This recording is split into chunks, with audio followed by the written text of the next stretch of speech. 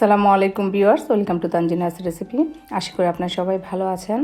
আজ আমি আবারও হাজির হয়েছি আরও একটা রেসিপি নিয়ে, আর তা হচ্ছে পিঠা। তো এইটা হচ্ছে পাকন পিঠা। পাকন পিঠাটা আমি এমনিতে সবসময় তৈরি করি বিভিন্ন রকমভাবে। আর এই পিঠাটা হচ্ছে ব্রাহ্মণবাড়িয়ার ঐতিহ্যবাহী পিঠা। আমি লাকি সুমন ব্লকের আপুদের একটা ব্লগে দেখেছি, ব্রাহ্মণবাড়িয়াতে দুধ দিয়ে আর নারকেল দিয়ে পিঠাটা তৈরি করতেছে। তো আমি ভাবলাম আমি যেহেতু পারি, আরও ওনাদেরও চ্যানেলে দেখা হয়েছে, সেজন্য আমি আপনাদের সাথে শেয়ার করলাম। যদি আপনাদের কাছে আমার এই পিঠার রেসিপিটি ভালো লাগে তাহলে প্লিজ পুরো ভিডিওটি দেখবেন, সেই সাথে একটি করে লাইক দিয়ে যাবেন। আর পিঠাটি অসম্ভব মজার, একবার খেলে বারবার খেতে ইচ্ছে করে। তো যারা এখন আমার এই ছোটো চ্যানেলটিকে সাবস্ক্রাইব করে নাই, প্লিজ আমার এই ছোটো চ্যানেলটিকে সাবস্ক্রাইব করে নেবেন।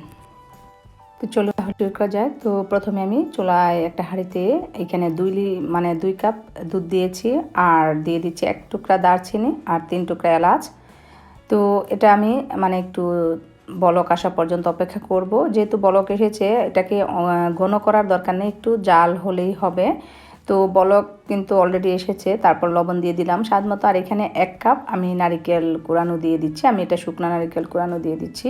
তো নারিকেলটা দেওয়ার পরে 2-3 মিনিট যখন একটু জাল করা হবে, তারপরেই আমি এখান থেকে এলাচি আর দারচিনিটা উঠিয়ে নিলাম। আর সেই সাথে 1 টেবিল চামচ পরিমাণের আমি এখানে ঘি দিয়ে দিলাম। তো ঘিটা দেওয়ার পরে আমি যে ময়দাটা নিয়েছি, তো ময়দাটাও দিয়ে দিচ্ছি। 2 কাপ ময়দা নিলাম।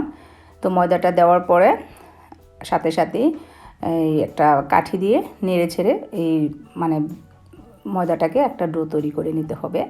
তো চুলাটা এখন অফ করে দেবো আর নামিয়ে নিয়েছি। তারপর ভালোভাবে মথে নিলাম।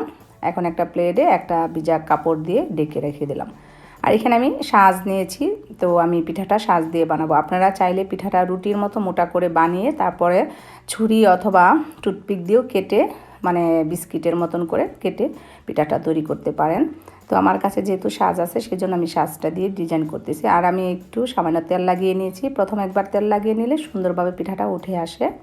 সবগুলো পিঠা এভাবে করে আমি বানিয়ে নিলাম। এখন আমি সরাসরি চুলায় চলে যাব।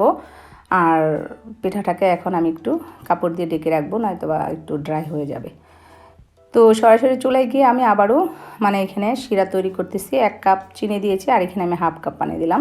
আর যে এলাচি আর দারচিনিটা ছিল সেটা আমি উঠিয়ে তারপর আবার ধুয়ে নিয়েছি। এখন আমি আবারও শিরার সাথে দিয়ে দিলাম এটাকে। তো শিরাটা যখন বলক আসবে, জাস্ট একটু আঠালো হলেই আমি শিরাটাকে চুলাটা অফ করে দেব। খুব বেশি ঘন করার দরকার নেই। তো শিরাটা কিন্তু অলরেডি আঠালো হয়েছে।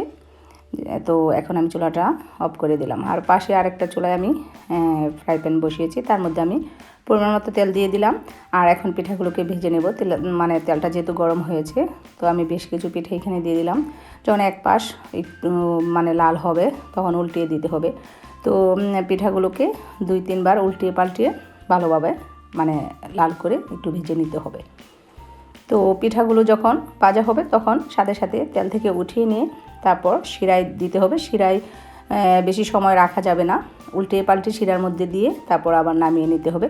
তো আমি সবসময় পিঠা গরম অবস্থাতে উঠিয়ে তারপর সাথে সাথে শিরার মধ্যে দিয়ে দিই। এটা ঠান্ডা করার কোনো প্রয়োজন নেই। এখন আমি নামিয়ে নেব, আর বাকি সবগুলো সেমভাবেই ভেজে শিরা করে তারপর পরিবেশন করব। এই তো তৈরি হয়ে গেল আমার খুব সহজেই ব্রাহ্মণবাড়িয়ার ঐতিহ্যবাহী দুধ দিয়ে নারকেলের এই পিঠাটা। যদি আপনাদের কাছে ভালো লাগে তো আমার ভিডিওটি একটি লাইক দিয়ে সাথেই থাকুন। আর অবশ্যই আপনারা পিঠাটা তৈরি করে খাবেন। পিঠাটা অসম্ভব মজা, উপরটা মচমচ, ভিতরে একটু সফট। আমার কাছে খুবই ভালো লেগেছে, তাই আমি আপনাদের সাথে শেয়ার করেছি। তো আজ এই পর্যন্তই। সবাই খুব বেশি ভালো থাকুন, সুস্থ থাকুন, নিরাপদে থাকুন। আল্লাহ হাফেজ।